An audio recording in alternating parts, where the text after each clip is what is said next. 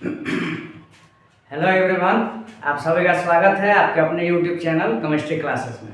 तो देखिए, आज हम लोग बात करने वाले हैं एक नए टॉपिक के बारे में।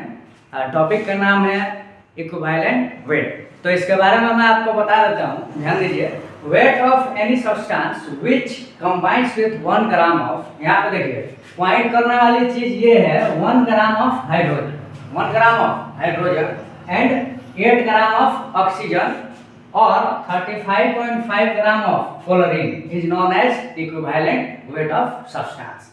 मतलब ये कि weight of any substance which combine with, कोई सब्सटेंस का वेट जो है कंबाइन है किससे, हाइड्रोजन से या ऑक्सीजन से या क्लोरीन से और अदर एलिमेंट से, ठीक है। तो उसको हम क्या बोल देते हैं, इक्विवेलेंट वेट बोलते हैं।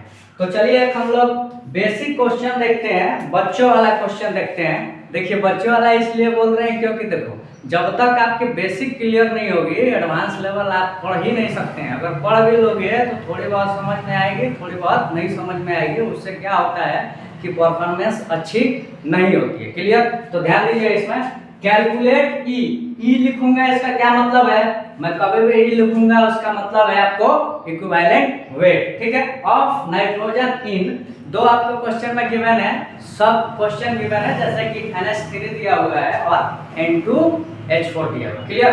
इसमें आपको नाइट्रोजन का ध्यान देने वाली चीज ये है कि नाइट्रोजन का इक्विवेलेंट वेट निकालना है, ठीक है। तो चलिए सबसे पहला जो हमें सॉल्यूशन देखते हैं, इसका इस क्वेश्चन का सॉल्यूशन देखते हैं।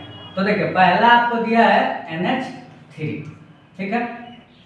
तो आप जानते होंगे कि हाइड्रोजन का एटॉमिक वेट कितना होता है, 1 होता है। हाइड्रोजन है कितना, 3 है, तो एटॉमिक वेट कितना हो जाएगा इसका, 3 ग्राम, 3 ग्राम। अब देखो यहाँ पे क्या कह रहा है, combined with 1 gram of hydrogen, combined with 1 gram of hydrogen. मतलब ये कि 1 ग्राम हाइड्रोजन का जब लेंगे तो नाइट्रोजन का इक्विवेलेंट वेट कितना होगा। तो इसको 1 ग्राम करो, 1 ग्राम करोगे तो क्या करना पड़ेगा बताइए, 3 से डिवाइड करना पड़ेगा। जब इसको 3 से डिवाइड करोगे तो इसको भी क्या करना पड़ेगा, 3 से डिवाइड। तो नाइट्रोजन का एटॉमिक मास कितना होता है, 14, कितना होता है, 14 ग्राम। जब इसको 3 से डिवाइड किए हो तो नाइट्रोजन का भी वेट कितना हो जाएगा बताइए, 14/3 ग्राम। और यही क्या हो जाएगा, अरे बताओ यार क्या हो जाएगा, बोलो बोलो, नाइट्रोजन का इक्विवेलेंट वेट हो जाएगा। समझ में आ गया? होप सो यहाँ तक आपको समझ में आई होगी। एक बार देख लेता हूँ कि आपको दिखाई दे रहा है कि नहीं।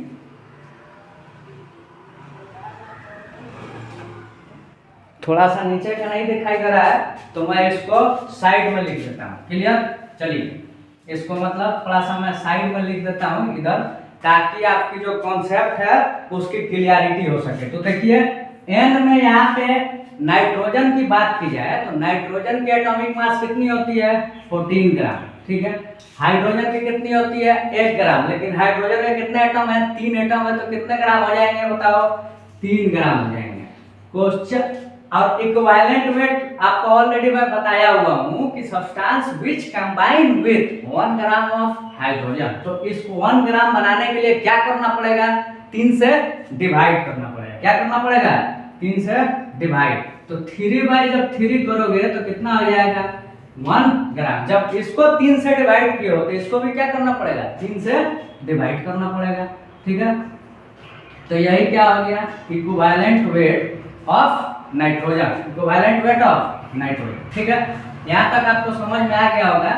तो इसका कितना हो जाएगा बताइए, इक्विवेलेंट वेट 14/3। अब देखो 14/3 को डिवाइड नहीं करना है, अभी कुछ देर में मैं बताऊंगा कि क्यों डिवाइड नहीं करना है। क्लियर? उसको इतना ही लिखना, 14/3 ही ऑप्शन में भी आएगा। मैं अभी समझाऊंगा आपको, आने वाले समय में कुछ ही देर में मैं आपको समझाऊंगा कि ये जो 3 है इसका क्या मतलब है और 14 का क्या मतलब है, ठीक है। अब इसको निकाल लिए, अब हम इसको देखते हैं, ठीक है। हाइड्रोजन कितने हैं, 4, तो क्या हो जाएगा, 4 ग्राम इसका एटॉमिक मास हो जाएगा। नाइट्रोजन का कितना होता है बताओ, 14 होता है, तो कितना हो जाएगा इसका, 2 एटम है, 14 × 2 कितना हो जाएंगे बताइए, 28 ग्राम। आपको ऑलरेडी बताया हूं कि हाइड्रोजन के कितना ग्राम लेते हैं इक्विवेलेंट वेट निकालने के लिए, 1 ग्राम लेते हैं। कितना लेते हैं, 1 ग्राम। तो 1 ग्राम करने के लिए क्या करोगे, 4/4 4 डिवाइड कर दो 4 से, 1 ग्राम आ गया। हाइड्रोजन का कितना आ गया? 1 ग्राम। जब इसको 4 से डिवाइड किए हो तो नाइट्रोजन के भी एटम को क्या करना पड़ेगा आपको? 4 से डिवाइड करना पड़ेगा। तो 28/4 कितना हो जाएगा? 7 ग्राम। कितना हो जाएगा बोलो? 7 ग्राम। और ये इक्विवेलेंट वेट किसका हो गया? नाइट्रोजन का हो गया। किसका हो गया बताओ? नाइट्रोजन का इक्विवेलेंट वेट हो गया। और कितना हो गया? 7 ग्राम हो गया। समझ में आ गया होगा? अरे बच्चा बुतरू वाला क्वेश्चन लिया हूँ, लेकिन ये लेना जरूरी था इसलिए कि आपकी कॉन्सेप्ट की क्लियरिटी होगी। जब तक बेसिक नहीं समझोगे, अच्छे लेवल का समझाना स्टार्ट करूंगा तो क्या होगा जानते हो ना? ताज चियार के मर जाओगे, हमारे भोजपुरी में बोला जाता है। अरे मरोगे नहीं, मजाक में बोल रहा हूँ। चलो देखो, यहाँ तक समझ में आ गया होगा। नाइट्रोजन का इक्विवेलेंट वेट आप देख सकते हैं कि दोनों कंडीशन में क्या आ रही है? दोनों कंडीशन में अलग आ रही हैं। इसका मतलब ये है कि जो इक्विवेलेंट वेट है वो क्या होता है? फिक्स्ड नहीं होता। इट इज ए वेरिएबल, क्या है बोलो? क्वांटिटी है। कौन? जो इक्विवेलेंट वेट है। अब आप देख सकते हैं यहीं पे NH3 में इक्विवेलेंट वेट अलग आई है और यहाँ पे N2H4 में इक्विवेलेंट वेट क्या आई है? अलग आई है। आपके सामने ही मैं लिखा हुआ हूँ। चलिए ये क्वेश्चन हो गया। थोड़ा सा और मैं इससे भी थोड़ा सा अच्छा 1-2 इलस्ट्रेशन लेता हूँ ताकि आपकी जो क्लियरिटी हो सके ये चीज़ों के बारे में। उसके बाद हम लोग और आगे बात करेंगे। ठीक है, चलिए आगे देखते हैं हम लोग। इसी क्वेश्चन में आपको इक्विवेलेंट वेट ही निकालना है। ठीक है, हम लोग क्या डिस्कस कर रहे हैं? इक्विवेलेंट वेट ही निकालना है। ठीक है, तो क्वेश्चन बार बार लिखने की नीड नहीं है। आपको अब समझ में आ गया होगा कि हम लोग टॉपिक क्या पढ़ रहे हैं, इक्विवेलेंट वेट। तो मेरा भी टाइम वेस्ट होगा अगर क्वेश्चन बड़ा बड़ा लिखना स्टार्ट करूं तो, और आपका भी टाइम वेस्ट होगा। तो अभी हम लोग क्या करेंगे? सीधे लिखेंगे। क्या बोलो? सीधे क्या लिखेंगे? हमें ई निकालना है। ई निकालना है। पहला case E of F E निकालना है। ई ऑफ एफ ई इन पहले केस दिया हुआ है एफ ई ओ दिया हुआ है, और दूसरा दिया हुआ है आपको, दूसरा दिया हुआ है Fe2O3। Fe2O3 आपको ध्यान देखिएगा, ध्यान दीजिए। FeO और Fe2O3 दिया हुआ है। क्लियर? अब इसमें आपको किसका निकालना है? ये किसका निकालना है? इक्विवेलेंट वेट Fe का, मतलब आयरन का। तो ध्यान दीजिए इधर, आपको क्वेश्चन में ही क्वेश्चन कह रहा हूँ, इक्विवेलेंट वेट का डेफिनेशन में ये लिखा हूँ कि ऑक्सीजन के कितने ग्राम लेते हैं? 8 ग्राम। ये याद करने वाली चीज है, इसका कोई रामबाण नहीं है हमारे पास। आपको याद ही रखना पड़ेगा इक्विवेलेंट वेट किसी भी सब्सटेंस का जब आपको निकालना है। जैसे कि अभी इससे पहले वाले हम लोग डिस्कस किए थे, NH3 में नाइट्रोजन का निकालना है तो हाइड्रोजन की कितने ग्राम लेंगे हम लोग? 1 ग्राम। ठीक है, तब नाइट्रोजन के इक्विवेलेंट वेट निकल गया। क्लियर? अब इसमें देखो FeO में हमें किसका निकालना है इक्विवेलेंट वेट? Fe का निकालना है। किसका निकालना है? Fe का। और किसके रेस्पेक्ट में? ऑक्सीजन के रेस्पेक्ट में। तो ऑक्सीजन के कितने ग्राम लेते हैं? 8 ग्राम लेते हैं। कितने ग्राम बोलो? 8 ग्राम। क्लियर? तो देखिए 8 ग्राम यहाँ पे हो जाएगा। कितने ग्राम हो जाएगा? 8 ग्राम। ठीक है, अब जब इसको 8 ग्राम लिए हो तो Fe का सबसे पहले क्या लिखना पड़ेगा? Atomic mass. कितना होता है बताइए? बोले 56 होता है। कितना होता है? 56 ग्राम। अब देखो, जब हम लोग ऑक्सीजन को 8 से डिवाइड किए हैं तो भाई Fe को निकालना है हम लोग को, क्या? इक्विवेलेंट वेट निकालना है। तो कैसे निकालोगे? बोलो बोलो। अरे 8 ग्राम तो ऑलरेडी, अरे सॉरी, इसका कितना होता है? 8 ग्राम नहीं होता है, 16 ग्राम होता है। कितना ग्राम होता है यार? बोलो, गलती से लिख दिया हूँ। अरे एटॉमिक वेट लिख रहे हैं। क्या लिख रहे हैं? Atomic weight. ठीक, तो 16 ग्राम हो गया। और इसका कितना होता है एटॉमिक वेट? 56 ग्राम। लेकिन हम लोगों को किसके रेस्पेक्ट में निकालना है? ऑक्सीजन के 8 ग्राम के रेस्पेक्ट में। तो यूनिटरी मेथड लगा सकते हो, या आपको हम स्टैक्योमेट्री बताए हुए थे, उस मेथड से भी आप निकाल सकते हो। तो आपको बताए थे कि जिसका मोल निकालना रहता है उसके स्टैक्योमेट्री से मल्टीप्लाई करके और क्या कर देते हैं? डिवाइड करते हैं। किससे? देखो, आपको बता देना चाहता हूँ, यूनिटरी मेथड में देखिए, मान लीजिए कि हम लोगों को 8 लाना है। इसको क्या लाना है? 8 लाना है। तो क्या करोगे? डिवाइडेड बाई 2 कर दो, कॉमन सेंस की बात है। डिवाइडेड बाई 2 करोगे तो कितना हो जाएगा 8। और यहाँ भी क्या करोगे, जब इसको 2 से किए हो तो इसको भी आपको 2 से करना पड़ेगा, तो कितना हो जाएगा 28 ग्राम। ये तो एक मेथड हो गया, बहुत आसान वे में समझा दिया हूँ, ध्यान से देख लो फिर से। 16 में क्या कर दिए 2 कर दिए तो 8 ग्राम हो गया। जब इसको 2 से डिवाइड किए हो तो इसको भी क्या करना पड़ेगा 2 से डिवाइड करना पड़ेगा। ये तो एक मेथड हो गया।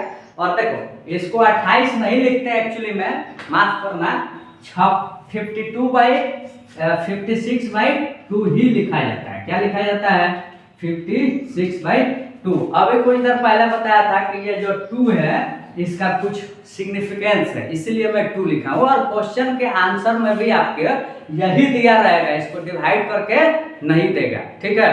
तो आप पहले फिर से ध्यान दे लीजिए कि यहाँ पे जो है 56/2 ही एग्जाम में भी देगा, ऑप्शन में भी, अगर क्वेश्चन ऐसा आ गया तो, ठीक है। वैसे बेसिक्स भी क्वेश्चंस आ जाते हैं नीट वगैरह में, लेकिन मैं नीट लेवल से थोड़ा सा अच्छे लेवल का ही बताता हूँ। जेईई मेंस लेवल तक का मैं टच करता हूँ, फिर से आपको बता दे रहा हूँ। अगर आपको भरोसा नहीं है तो भाई कम से कम ट्रस्ट करके देखो, क्वेश्चंस वगैरह सॉल्व करो यार, वीडियो अच्छे से देखो, ठीक है, तो बनेंगे। अब देखो ये तो पहला मेथड हो गया। एक और आपको मेथड बता देता हूँ, थोड़ा सा देख लेता हूँ आपको दिखाई दे रहा है कि नहीं पहले। चलिए बहुत अच्छा है, दिखाई दे रहा है। अब ये तो पहला मेथड हो गया। दूसरा मेथड देखिए, दूसरा मेथड यूनिटरी मेथड से आपको क्या करना है, निकालना किसका है, किसका है Fe का इक्विवेलेंट वेट निकालना है, ठीक है। तो यहाँ पे Fe कितना हो जाएगा 56 डिवाइडेड बाई कितना होगा 16। किससे डिवाइड करोगे 16 से, इंटू क्या होगा 8, इंटू क्या होगा 8 होगा, ठीक है। ऐसे भी निकाल सकते हो, जब इसको डिवाइड करोगे तो कितना हो गया 56/2 ही आएगा। अब किस में आएगा ग्राम में, ठीक है।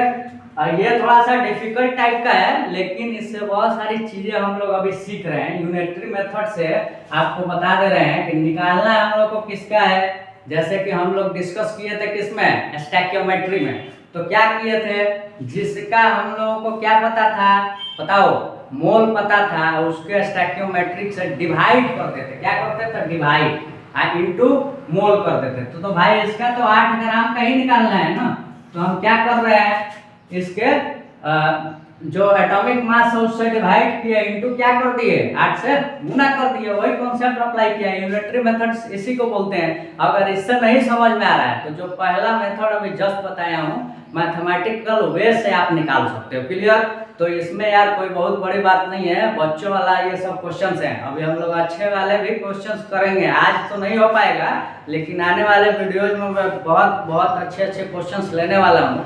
और बाकी चैप्टर्स का भी यूज जो है मैं लेने वाला हूँ, ठीक है, बाकी चैप्टर्स का भी, ठीक है, इलेक्ट्रोस्टैटिक और भी चैप्टर्स जो हैं उसका मैं क्या लेने वाला हूँ, कॉन्सेप्ट यूज करूँगा। आपको जब मैं यूज करूँगा तब आपको बताऊँगा, क्लियर।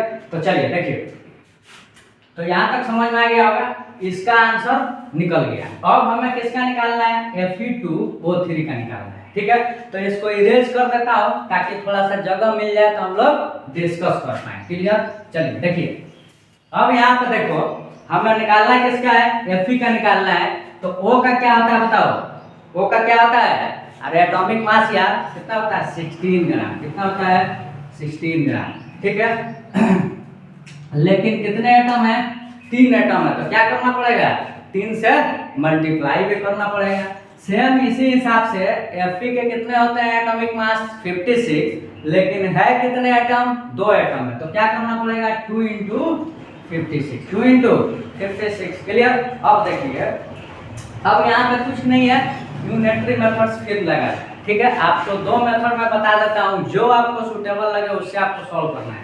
हमें निकालना कितना है बताओ, लाना कितना है, लाना कितना है 8 ग्राम, कितना लाना है 8 ग्राम। चलो 8 ग्राम यहाँ लाओगे, उस मेथड से ज़्यादा टफ हो जाएगा। अभी जिस जो मेथड मैं बताया हूँ उससे निकालिए। 2 × 56 डिवाइडेड बाई क्या करना है, जिस जो आपको ग्राम ऑलरेडी एटॉमिक मास पता है उससे क्या कर दीजिए डिवाइड, इनटू ऑक्सीजन के जो इक्विवेलेंट वेट होता है कितना 8 ग्राम, उससे क्या कर दो मल्टीप्लाई, ठीक है। अब कितना आ गया बोलो जल्दी जल्दी, ये कैंसिल आउट 2, ये भी कैंसिल आउट 2, बचा कितना बताइए, 56/3। कितना बच गया, 56/3। और क्या हो गया ये बोलो, इसका आंसर आ गया E/Fe कितना आ गया, 56/3। और आपको ऑलरेडी बताया हूँ कि 56/3 का कुछ मीनिंग है, इसको हम लोग डिवाइड नहीं करेंगे। समझ में आ गया बात। अब ये भी मैं बताऊंगा ये 3 क्या है, अभी जस्ट बताऊंगा यार, थोड़ा सा पेशेंस तो रखो, ठीक है। चलो देखो यहाँ तक तो समझ में आ गया होगा। चलिए आगे डिस्कशन करते हैं थोड़े से, और हम लोग एक दो और अच्छे से इलस्ट्रेशन लेते हैं। अब देखिए आपको इक्विवेलेंट वेट ही निकालना है, इक्विवेलेंट वेट निकालना है। किसका निकालना है, इक्विवेलेंट वेट निकालना है आपको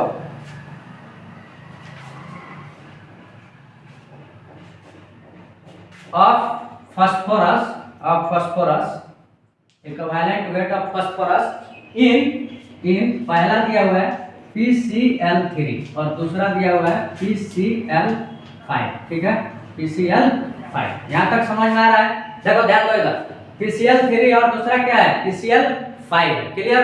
चलिए देखिए P क्या है, यहाँ पे फास्फोरस है, P क्या है, फास्फोरस। और फास्फोरस का क्या निकालना है, इक्विवेलेंट वेट। तो अभी आपको जस्ट बताए हैं क्लोरीन का एटॉमिक मास कितना होता है, 35.5। कितने से मल्टीप्लाई करोगे, 3 से। क्यों, क्योंकि क्लोरीन का 3 एटम गिवन है, तो 35.5, ठीक है। ये क्या हो गया, ग्राम हो गया। क्लियर। अब फास्फोरस का कितना हो जाएगा, फास्फोरस का 31 होता है। कितना होता है, 31। क्या 31 होता है, एटॉमिक मास 31 होता है। अब हमें निकालना है किसका है, बताओ किसका निकालना है, फास्फोरस का क्या निकालना है, इक्विवेलेंट वेट निकालना है। कैसे हो जाएगा बोलिए, देखिए यहाँ पे आपको लिखा हुआ है क्लोरीन का कितना मास लेना है, 35.5 लेना है। तो हमारे पास है कितना बताओ, 3 × 35.5। अगर 35 लाना है तो क्या करना पड़ेगा, 3 से डिवाइड करना पड़ेगा। यहाँ पे क्या करना पड़ेगा, 3 से डिवाइड, ठीक है। तो ये भी कितना हो जाएगा, 3 से डिवाइड हो जाएगा। तो कितना आंसर आ गया, 31.3। और 31.3 ही लिखते हैं, 3 का कुछ मीनिंग है डिवाइड में। क्लियर। अभी जस्ट बताऊंगा, 3-4 बार बोल दिया हूँ। क्लियर। तो देखो या तो ऐसे निकालो, नहीं तो अभी जो मेथड बताया हूँ यूनिटरी मेथड्स, ठीक है, उस हिसाब से भी निकाल सकते हो। देखो कितना आंसर आएगा, यहाँ पे देखिए 31 डिवाइडेड बाई जिसका मास आपको पता है, ठीक है, 3 × 35.5 और क्या होगा 35.5। 35 से 35 कैंसिल, कितना आंसर आ जाएगा 31.3। क्या निकल गया, E/P, ठीक है। तो इसका आंसर आ गया 31.3, 31.3। क्लियर। अब देखिए अब हम लोगों को किसका निकालना है, PCl5 का निकालना है। किसका निकालना है, PCl5। तो देखो इसमें ध्यान दो, क्लोरीन का कितना होता है एटॉमिक मास 35.5। तो कितना आ जाएगा 5 × 35.5। समझ में आ गया, क्लियर। 5 × 35.5। अब फास्फोरस का क्या आ जाएगा बोलिए, फास्फोरस का 31 होता है। तो अभी हम आपको बताए हुए हैं कि जब इसका क्या निकालना है, इक्विवेलेंट वेट निकालना है, तो क्या करिएगा 31 डिवाइडेड बाई 5 × 35.5 इंटू क्या हो जाएगा 35.5 और ये कैंसिल आउट। कितना बच गया 31 डिवाइडेड बाई 5। ये क्या निकल गया, E/P। अच्छा देख रहे हो ना, दोनों केस में सेम आया, दोनों केस में सेम नहीं आया। और कितना आया, पहले वाले केस में आया था 31 डिवाइडेड बाई 3 और दूसरे वाले में कितना आया था 31 डिवाइडेड बाई 5। मतलब इससे साफ नजर आ रहा है कि जो इक्विवेलेंट वेट है फिक्स्ड नहीं होता है, वो क्या होते हैं, वेरिएबल होते हैं। पहली चीज तो आपको क्लियर हो गई होंगी। और अभी तक जो बच्चों वाली डिस्कशन हुई थी इससे, और अब हम लोग थोड़े से और अच्छे डिस्कस करेंगे। अब यहाँ पे देखिए समझने वाली चीज ये है कि जो ई ऑफ सब्सटेंस होगा क्या होगा, ठीक है। तो ऊपर का में जो ये है आपका इक्विवेलेंट वेट का डेफिनेशन, उसको मैं क्या कर रहा हूँ, इरेज कर रहा हूँ। आप लोग एक काम करिए, प्रॉपर वे में नोट्स बनाइए, ठीक है। मैं जिस लेवल का आपको पढ़ा दे रहा हूँ, मजाक से हट के ये सीरियसली बोल रहा हूँ, आपको अगर कुछ करना चाहते हैं, नीट में अच्छे मार्क्स लाना चाहते हैं तो थोरोली फॉलो करिए। आपसे क्वेश्चंस बनेंगे, भले से आप ऑनलाइन पढ़ रहे हो, लेकिन बहुत एनालाइज करने के बाद ही मैं यहाँ पे आता हूँ, थोड़ा सा मेहनत करके आता हूँ ताकि आपको आसानी से क्वेश्चंस बन सके। ठीक है, तो एक काम करिए, जो भी आपको मैं लिखा रहा हूँ, पढ़ा रहा हूँ, उसको प्रॉपर वे में आप कम से कम लिखिए, और नहीं लिख रहे हो तो कम से कम क्वेश्चंस भी सॉल्व करने का कोशिश करो। ठीक है, आपके लिए इतना मेहनत कर रहा हूँ। ठीक है, अभी मुझे आउटपुट नहीं मिल रहा है और क्रिटिसिज्म भी बहुत सहना पड़ता है। आप जानते हो ना, कोई भी नया चीज़ स्टार्ट करो तो लोग हंसते हैं, अरे क्या कर रहा है ये, ऐसे ही लोग हंसते हैं। लेकिन खैर चलो, जिस पे लोग हंसते हैं वही इतिहास रखते हैं, जानते हो ना। तो लोग को हंसना है, हंसने तो हंसने वालों को किसने मना किया है। वही जब आज हम सक्सेसफुल हो जाएंगे यूट्यूब पे, तो वही लोग पीछे आएंगे कि देखो बहुत मेहनत किया, अच्छा किया, और आउटपुट नहीं निकल रहा है तो सब लोग मजाक ही उड़ाते हैं। लेकिन कोई बात नहीं है, इंसान सीखता है, बहुत सारी चीज़ें सीखने को भी मिली है। ठीक है, मानता हूँ कि मुझे अभी तक आउटपुट नहीं मिली है, लगातार मेहनत करते आया हूँ। आप देख भी सकते हैं मेरा way of explaining the things, you can easily conclude that. तो मैं मेहनत किया हूँ, लेकिन ठीक है, अभी सक्सेस नहीं मिली है, मानता हूँ ये चीज़ें। और सक्सेस बोलते किसको हैं? पैसा कमा लेने को ही सक्सेस आजकल बोला जाता है, आपको पता होना चाहिए, उसी को सक्सेस बोलते हैं। पैसा है तो सक्सेस हो, नहीं तो तुम बर्बाद हो। लोगों का थिंकिंग है, खैर चलिए, वो भी गलत नहीं है, क्योंकि पैसे की बहुत ज़रूरत है आजकल। बिना पैसे का कुछ होने वाला नहीं है। कितना भी डीलिंग दे दीजिए, कितना भी कुछ भी कर लीजिए, आपको कोई खिलाने वाला नहीं है, इतना जान लीजिए। करना आपको खुद से ही है। तो आप लोग अगर स्टूडेंट हो तो मेहनत करिए, आने वाले वक्त में कोई साथ नहीं देता है माँ बाप का सिवाय, वो भी एक वक्त के बाद आपसे रूठ जाते हैं जब आप आउटपुट नहीं दीजिएगा। तो ये भी एक सच्चाई है। ठीक है, इसको आपको एक्सेप्ट करनी पड़ेगी। तो इसलिए आपसे मैं गुजारिश करता हूँ कि ज़्यादा से ज़्यादा अच्छे से मेहनत करिए, ताकि आप ज़िंदगी में अच्छा कर सकें।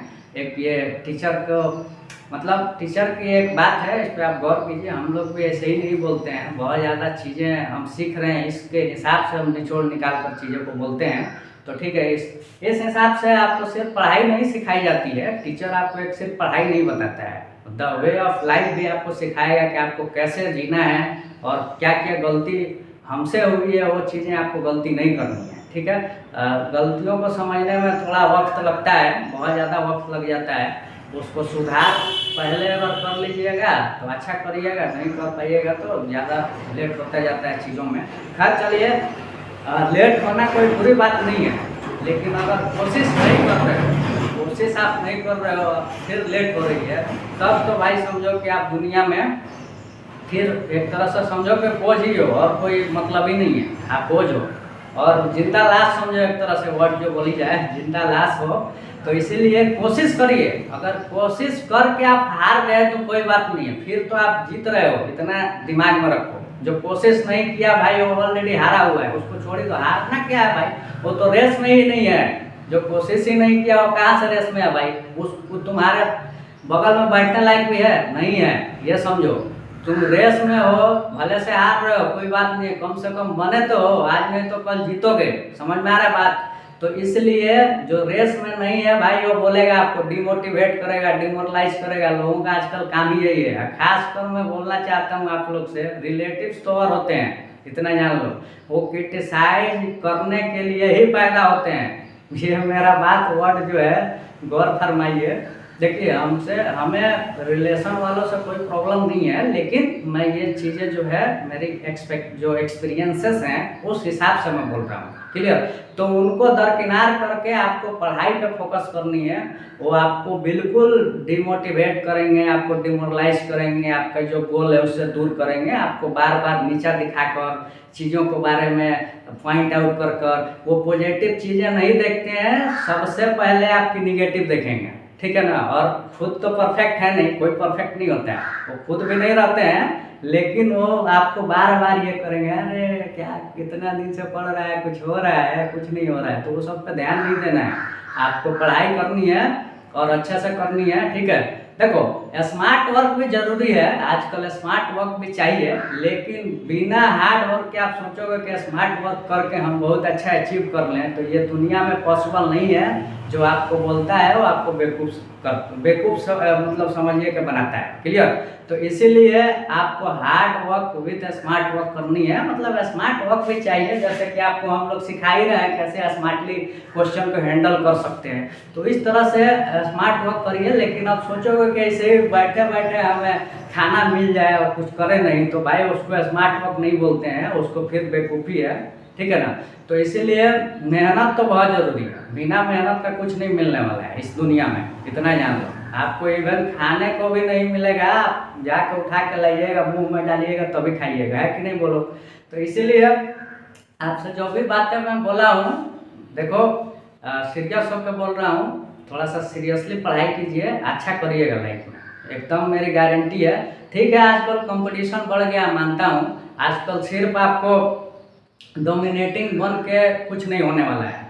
इस ज़माने में आप जब तक सुपर डोमिनेटिंग नहीं होइएगा, खासकर इंडिया में जो कंपटीशन का भी माहौल चल रहा है, काफ़ी बच्चे जो हैं ब्रिलियंट हो चुके हैं, और इसका वजह यह है कि उनको बहुत सारी चीज़ें मिल गई हैं, जैसे ऑनलाइन पढ़ लेते हैं, ऑनलाइन बहुत अच्छे अच्छे कंटेंट आजकल प्रोवाइड हो चुकी हैं, तो उनको जो भी डाउट्स रहता है वो क्लियर कर लेते हैं। मेरे समय में तो भाई हमें जो डाउट रहता था वो क्लियर ही नहीं होता था, टीचर से पूछते थे, अब हो सकता था कभी नहीं भी पूछते थे, डर लगता था कि टीचर क्या बोलेगा, सिली क्वेश्चन पूछ देंगे, तो ऐसा होता है जनरली, मेरे साथ तो होता था शुरू में, मैं झूठ क्या बोलूँ, भले से अभी मैं पढ़ा रहा हूँ, लेकिन ये गलत है मेरे अपने हिसाब से, और अपने हिसाब से क्या गलत है ही। आपको जो भी डाउट्स है टीचर से पूछिए, डरना किस बात का है। तो हमसे जो मिस्टेक हुई है वो आपको मैं बताता ही हूँ कि उसको वो मिस्टेक आपको नहीं करनी है, ठीक है। तो चलिए, यहाँ तक तो आपको क्लियर हो गया होगा, बातें होती रहेंगी। अब तो धीरे धीरे हम लोग बहुत सारी चीज़ें सीखेंगे पढ़ाई के अलावा भी, आपको मैं मोटिवेट भी करूँगा, इवन आपको ये भी समझाऊंगा कि क्वेश्चंस कैसे अप्रोच किया जाता है, और गोल को आप कैसे अच्छे तरह से आप अचीव कर सकते हैं, ये भी आपको मैं चीज़ें को सिखाऊंगा। सबसे पहले तो एक लॉन्ग टर्म गोल रखिए, उसके बाद उसको छोटे छोटे भागों में आप बांटिए, ठीक है।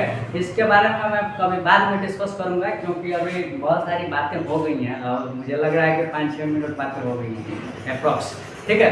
तो चलो, अभी ये तो समझ में आ गया होगा। देखो, इससे हमें दो चीज़ें सीखने को मिली हैं। एक तो देखो, पहले PCL3 का हम लोग डायग्राम, ठीक है। PCL3 जो है कुछ ऐसा दिखता है, कुछ ऐसा दिखता है, क्लियर। इससे आपको क्या समझ में आ रहा है, ये जो P है, P के कितने वैलेंसी हैं, 3 वैलेंसी है। यहाँ नीचे क्या आया था, बताओ 31/3 इक्विवेलेंट वेट किससे डिवाइड हुआ था, 3 से डिवाइड हुआ था। यहाँ देख रहे हो वैलेंसी कितनी है, 3 है। मतलब ये कि कुछ इसका एटॉमिक मास डिवाइडेड बाय क्या हो रहा है, वैलेंसी, समझ में आ रहा है, atomic mass divided by valency, इससे समझ में आ रहा है। तो equivalent weight is nothing but, ये क्या होते हैं, atomic mass of element divided by valency of that element, ठीक है। ये एलिमेंट की बात हुई, अगर मॉलिक्यूल होगा तो उसका अलग होता है। अब देखो, ये तो PC3 का हो गया, आपको ये भी बता देते हैं PC5 का, तो कुछ ऐसा दिखता है 5,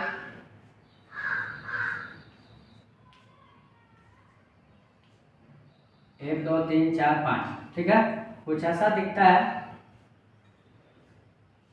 ठीक है ना। PCl5, इसमें देखिए वैलेंसी कितनी है, होप्स आपको दिखाई दे रहा होगा, आप देख सकते हो। यहाँ पे क्लोरीन फास्फोरस की वैलेंसी कितनी है, 5 है। अब यहाँ पे देखिए, जो हम लोग कैलकुलेशन किए हैं, इक्विवेलेंट वेट निकाले हैं किसका, फास्फोरस का, कितना निकाले हैं, 31/5 निकाले हुए हैं। तो यहाँ पे जो 5 और क्या है, this is nothing but the valency of phosphorus in PCl5। तो यहाँ पे PCl5 में फास्फोरस की वैलेंसी कितनी है, 5 है, इसीलिए 31 डिवाइडेड बाई क्या हो गया है, 5 हो गया है। यहाँ तक समझ में आ गया होगा। तो चलो हम लोग और अच्छे से इसको लिख लेते हैं और आगे डिस्कशन थोड़ा सा जो है कर लेंगे। अभी बस मैं लिखा देता हूँ थोड़ी बहुत चीज़ें, और उसके बाद हम लोग कल डिस्कस करेंगे। काफ़ी बातें हो गई और एक दिन में सब चीज़ें नहीं पढ़ी जाती हैं, धीरे धीरे करके हम लोग और भी बहुत अच्छे से सिलेबस कवर करेंगे, उसका आप टेंशन नहीं लो, ये मेरी जिम्मेदारी है, पढ़ाने का मैं जिम्मेदारी लिया हूँ, तो आपको सब अच्छे से मैं पढ़ाऊँगा और एक भी चीज़ नहीं छोड़ूंगा। मैं आपको बता देता हूँ, बहुत एनालाइज करके मैं आता हूँ, नीट के जो क्वेश्चंस वगैरह हैं उसको अच्छे से देख के आता हूँ, उसके बाद मैं टॉपिक को डिस्कस करता हूँ।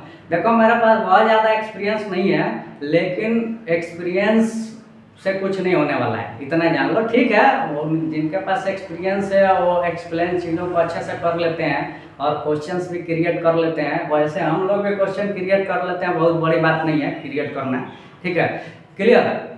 तो मेहनत किए हुए हैं, कर लेते हैं और पढ़ाए हुए भी हैं। आप देख भी सकते हो, बिना पढ़ाए इतना आसान काम नहीं है, जानते हो ना। कैमरे के सामने आके बोलना है या बच्चों के सामने भी बोलना है, उसके लिए बहुत ज़्यादा आपको कॉन्फिडेंस की नीड पड़ती है, जो कि कॉन्फिडेंस ऐसे ही नहीं आता है। ये कोई खेत में से जाके कोड़ के नहीं लेके आ जाओगे, समझ रहे हो ना, भोजपुरी लैंग्वेज में बोलते हैं ये चीज़ें। तो उसके लिए आपको मेहनत करनी पड़ेगी। और उसके लिए क्या होना चाहिए, जब तक आपके पास कंटेंट नहीं रहेगा कॉन्फिडेंस नहीं आए, ठीक है। तो चलो अब हम लोग जो इक्विवेलेंट वेट है उसका फॉर्मूला देख लेते हैं, फिर आगे थोड़ा सा डिस्कस करेंगे।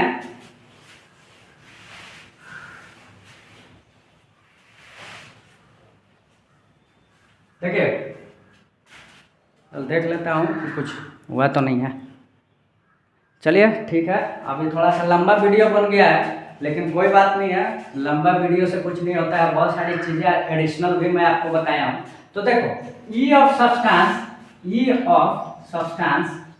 क्या होता है, एम ऑफ सब्सटेंस, एम क्या है, मोलर मास ऑफ सब्सटेंस या atomic mass of substance divided bye, थोड़ा सा टेढ़ा हो गया, इसको सीधा कर देता हूँ। वैसे टेढ़ा और सीधे से कोई मतलब नहीं है, कॉन्सेप्ट की क्लियरिटी होनी चाहिए, ठीक है। भले से जैसे मन है लिखो, लेकिन अच्छा साफ सुथरा लिखनी जरूरी है, नहीं तो बाद में पता चला कि 2 महीना बाद नोट्स खोल कर देख रहे हो आप, नहीं नोट्स नहीं पढ़ पा रहे हो, ठीक है ना। तो साफ सुथरा भी लिखो थोड़ा अच्छे से। तो एम सब्सटेंस ऑब्लिक, ये डिवाइड नहीं है, क्या है, ऑब्लिक है। ऑब्लिक मतलब और, ठीक है। डिवाइडेड बाय क्या, वायलेंस फैक्टर या क्या बोलते हैं, एन फैक्टर बोलते हैं। क्या बोलते हैं, एन फैक्टर। ध्यान दो, M substance divided by A of substance, clear. ये जो है इक्विवेलेंट ऑफ सब्सटेंस का क्या हो गया, फॉर्मूला हो गया, ठीक है। देखिए एन फैक्टर या वैलेंस फैक्टर अलग अलग बुकों में अलग अलग चीजें लिखी रहती हैं। किसी बुक में आपको क्या दिख जाएगा, वैलेंस फैक्टर दिख जाएगा, किसी बुक में आपको क्या दिख जाएगा, एन फैक्टर दिख जाएगा, क्लियर। लेकिन दोनों चीजें एक ही होती हैं, और आपको मैं बता देना चाहता हूं कि मैं जो है क्या यूज करूंगा, एन फैक्टर यूज करूंगा। क्या फैक्टर, एन फैक्टर, ठीक है। तो कंफ्यूज नहीं होना है, अगर एन फैक्टर लिखूंगा तो वैलेंस फैक्टर ही आपको समझना है, क्लियर। पहले से ही बता दे रहा हूँ, फिर से एक बार सुन लो दोबारा। Valence factor and n factor both are the same thing, ठीक है, but I will use only n factor, ठीक है। तो जो फॉर्मूला में लिखूंगा एन फैक्टर ही लिखूंगा। तो इसको अच्छा देखो, ये तो हो गया सब्सटेंस का। अभी हम लोग डिस्कस किए थे एलिमेंट का, तो एलिमेंट का क्या आया तो बताओ, ई ऑफ एलिमेंट, ठीक है। ई ऑफ एलिमेंट मतलब इक्विवेलेंट वेट ऑफ एलिमेंट। तो क्या लेंगे एलिमेंट का हम लोग क्या लेंगे, एटॉमिक मास, और डिवाइडेड बाय क्या था, वैलेंसी थी। क्या थी, वैलेंसी। यहाँ पे वैलेंसी इज नथिंग बट क्या है, बोलो, एन फैक्टर ही है। क्या है बताइए, एन फैक्टर ही, ठीक है। तो ये तो आपको चीजें समझ में आ गई होंगी, इतनी चीजें समझ में आ गई होंगी। तो यही चीज को मैं लिख देता हूँ, ठीक है। एक बार वीडियो पॉज करके मैं लिख देता हूँ, आप लोग देख लीजिएगा, नहीं तो क्या होगा कि आप लोग बोर हो जाइएगा। मतलब लिखने में ज़्यादा टाइम लगता है और थोड़ा सा माइंड का भी खर्च होता है। माइंड क्या खर्च होता है, मतलब फिर भी सोचना पड़ता है, ठीक है ना।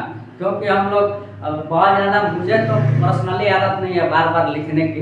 वैसे लिख सकते हैं, ऐसा कुछ नहीं है। पढ़ाने आया हो तो तुम लोग समझ सकते हो कि हमें चीज़ें आती हैं, तभी इतना कॉन्फिडेंटली हम आपको पढ़ा रहे हैं, नहीं तो सबके बस की बात नहीं होती है, समझ रहे हो ना। और इतना पूरा दुनिया देख सकता है यूट्यूब पे, तो यहाँ तो भाई जब तक आएगा नहीं, इतना हिम्मत नहीं है कि आके पढ़ा दे और वीडियो भी डाल दे, क्योंकि क्रिटिसिज्म भी सहने का क्षमता होना चाहिए।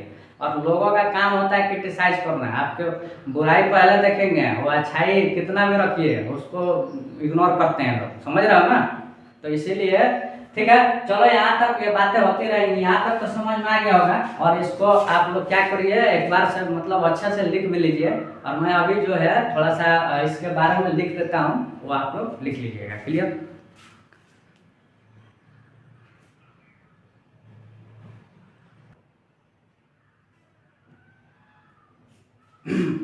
तो देखो यहाँ पे मैं लिख दिया हूँ, एक बार ध्यान दीजिए फिर से।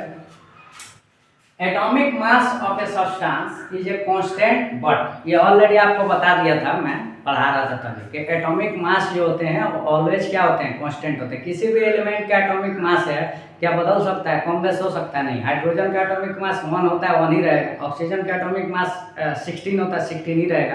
क्लियर। तो लेकिन जो ई है, ई मतलब क्या, ई मतलब क्या, equivalent weight is variable as it depends on the type of the reaction in which substance is participating, because its n factor will be different in different reaction। देखो अलग अलग रिएक्शन में जो n फैक्टर है अलग हो जाती है। ये हम लोग आने वाले समय में देखेंगे। आने वाले समय क्या यार, आने वाले वीडियोज में 2-3 वीडियोज में मैं बहुत आपको अच्छे से इक्विवेलेंट वेट के बारे में डिस्कस करूंगा।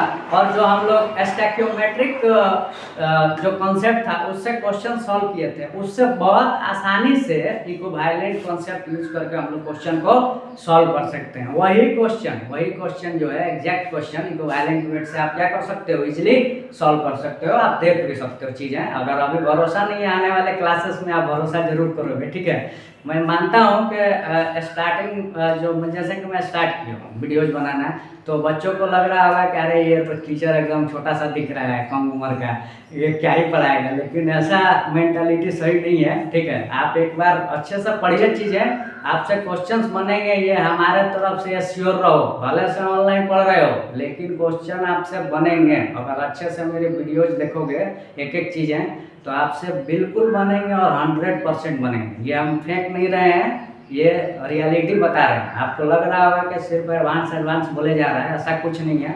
बहुत एनालाइज करके हम भी मेहनत करके ही आते हैं, रिसर्च करके। रिसर्च तो नहीं बोलेंगे लेकिन हाँ मेहनत करके ज़रूर आते हैं कि बच्चों को अच्छे से अच्छे सिखाया जाए और अच्छे लेवल के कंटेंट दी जाए, ताकि बच्चों को जो है अच्छे से सब्जेक्ट की क्लियरिटी हो। ठीक है, तो देखिए यहाँ पे ये तो समझ में आ गया होगा कि अलग अलग रिएक्शन में n फैक्टर अलग होते हैं, इसीलिए इक्विवेलेंट वेट भी क्या होता है, अलग होता है। लेकिन atomic mass of the element is always same. Okay, atomic mass is a mass of 1 mole of a substance. देखो बहुत ही अच्छा पॉइंट है, इसको आपको याद रखना पड़ेगा। मोल कंसेप्ट में तो ये चीज़ें समझनी पड़ेगी।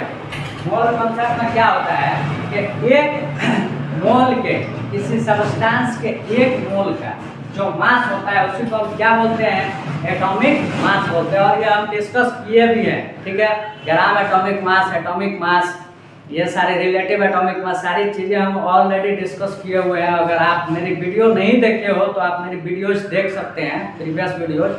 रिलेटिव एटॉमिक मास भी डिस्कस हुआ है और भी क्वेश्चंस डिस्कस हुआ है। ठीक है, अब देखिए यहाँ पे क्या है, hence n factor is always calculated for the 1 mole of the substance. मतलब ये भाई एटॉमिक मास जो है किसी भी सब्सटेंस के सेम ही रहता है, क्योंकि 1 मोल का जो मास होता है उसी को एटॉमिक मास बोलते हैं। तो भाई जाहिर सी बात है कि जो n फैक्टर होंगे क्या होंगे, कांस्टेंट होंगे। समझ में आ गया। तो देखो इक्विवेलेंट वेट जो है क्या होता है, atomic weight of element divided by n factor. Atomic weight divided by n factor. ठीक है, अगर एलिमेंट होगा तो क्या हो जाएगा, atomic weight of that element divided by valency, divided by उसकी वैलेंसी, उसी को हम n फैक्टर बोलेंगे। तो हम लोग n फैक्टर डिस्कस करेंगे आने वाले वीडियो में। मतलब या तो कल नहीं तो परसों में अपलोड कर दूंगा। ठीक है, तो n फैक्टर बहुत ही ज़्यादा इंपॉर्टेंट है और ये और भी चैप्टर्स में यूज होता है। आपको बता देना चाहता हूँ, ये तो हलवा आपको बताया हूँ ना, इजी। तो इजी पहले ही वीडियो में मैं इजी ही बताता हूँ। पहले ही वीडियो में तुमको बहुत भारी दे देंगे तो भाग जाओगे। अरे भागोगे नहीं, हो सकता है कहीं भाग ही जाओ तो हमारा लॉस होगा ना, और आपका भी लॉस है। इतना जानिए, आपका लॉस क्या है कि जब बेसिक नहीं समझोगे सीधे कैसे भारी चीज़ें पढ़ लोगे, टफ चीज़ें। तो पहले तो आसान चीज़ें समझो, उसके बाद जितनी से ज़्यादा टफ हो सके वो चीज़ें आपको सिखाई जाएंगी। ठीक है, यहाँ हम लोग टीचर बने हुए हैं तो भाई जाहिर सी बात है कुछ पढ़ के आते हैं, कुछ मेहनत करके आते हैं। जितना से ज़्यादा आप टफ चीज़ें बोलेंगे हम सिखाने के लिए तैयार हैं। लेकिन आप बोलो सीखने के लिए तैयार हो तो थोड़ा सा रेस्पॉन्स भी अच्छा दीजिए। ठीक है, रेस्पॉन्स आपका अच्छा आएगा, उस हिसाब से आपको चीज़ें सिखाई जाएंगी। क्लियर। तो देखो यहाँ तक तो समझ में आ गया होगा। ठीक है, तो आगे हम लोग डिस्कस करेंगे आने वाले वीडियो में। तब तक के लिए आप अपना ख्याल रखिए। ठीक है, और अच्छे से पढ़ाई वगैरह कीजिए। ठीक है, और प्रैक्टिस करो, बिना प्रैक्टिस के कुछ नहीं होगा। अगर बैठ के सोच रहे हो कि सिर्फ किताब और एनसीईआरटी पढ़ के हम नीट निकाल लें, वो भी 650 तक का आजकल कट ऑफ आ जा रहा है, तो भाई इम्पॉसिबल है, जानते हो ना, इम्पॉसिबल टास्क है, पहले ही बता दे रहे हैं। आपको थोड़ा एक्स्ट्रा करना ही पड़ेगा। और एक्स्ट्रा क्या, अभी आपको जस्ट कुछ देर पहले मैं बोला था कि सिर्फ डोमिनेटिंग से काम नहीं चलेगा, इस जमाने में सुपर डोमिनेटिंग बनना पड़ेगा। क्योंकि आजकल बहुत सारे स्टूडेंट हैं, चाहे टीचर में भी डोमिनेटिंग नेचर के हैं, लेकिन सुपर डोमिनेट करना पड़ेगा चीज़ों को। आपको बहुत ज़्यादा मेहनत करिए या जैसे भी करिए, लेकिन आपको करना ही पड़ेगा। कुछ प्लानिंग करो, जो भी करो, लेकिन मेहनत करो और चीज़ों को अचीव करो और एकदम पेशेंसफुली मेहनत करिए, ठीक है। अब देखो उसमें होता क्या है ना, जाहिर सी बात है कि कोई भी चीज़ नया करोगे तो प्रेशर रहता है, कोई भी हो, दुनिया के कोई भी आदमी हो, और उसी प्रेशर को आपको एब्जॉर्व करना है और आगे के चीज़ों को बारे में, खासकर रिजल्ट के बारे में तो बिल्कुल भी नहीं सोचना है। रिजल्ट जो है ठीक है, आउटपुट आता ही है, इंसान अगर अच्छे से मेहनत करे तो आता है। अगर नहीं आउटपुट आ रहा है तो कहीं ना कहीं कमी ज़रूर है, उसको एनालाइज करना ज़रूरी है। प्रैक्टिस में कमी रहती है तो पहली चीज़, रिवीजन में कमी रहती है दूसरी चीज़, कुछ हद तक थोड़ी बहुत किसी किसी स्टूडेंट में प्रेशर भी रहता है, लेकिन मेरा वो मानना है कि ज़्यादा मैटर नहीं करता है। Practice make the man perfect, ठीक है ना। तो प्रैक्टिस तो ज़रूरी है ही, और मैक्सिमम नंबर ऑफ क्वेश्चंस जो हैं आप डील करिए, जितना ज़्यादा से ज़्यादा हो सके। बैठ के सोचिएगा कि सिर्फ रिवीजन कर कर के हम कुछ कर लेंगे तो वो भी ज़्यादा बेनिफिशियल आपके होने वाला नहीं है। तो प्रैक्टिस करो, अच्छे से करो और क्वेश्चन ज़्यादा से ज़्यादा सॉल्व करिए। पहले इजी वाला करिए, उससे अच्छे अच्छे लेवल्स का भी करिए, उससे कॉन्फिडेंस लेवल आपका बूस्ट होगा, ठीक है। अब बहुत ज़्यादा टफ लेवल के क्वेश्चन पहले ही उठा लोगे तो क्या होगा, डिमोरलाइज हो जाओगे, ठीक है, और हो सकता है कि वो चैप्टर छोड़ भी दो। तो इसीलिए इजी पहले क्वेश्चन स्टार्ट करिए, उससे ज़्यादा टफ चीज़ें करिए। आपको जो मैं बता रहा हूँ ये चीज़ें आप फॉलो करोगे तो बेहतर करोगे, मुझे ऐसा लगता है, बाकी आपकी मर्जी है। तो चलिए ठीक है, जय हिंद, आज के लिए इतना ही, फिर मिलते हैं अगले वीडियो में, तब तक के लिए बाय।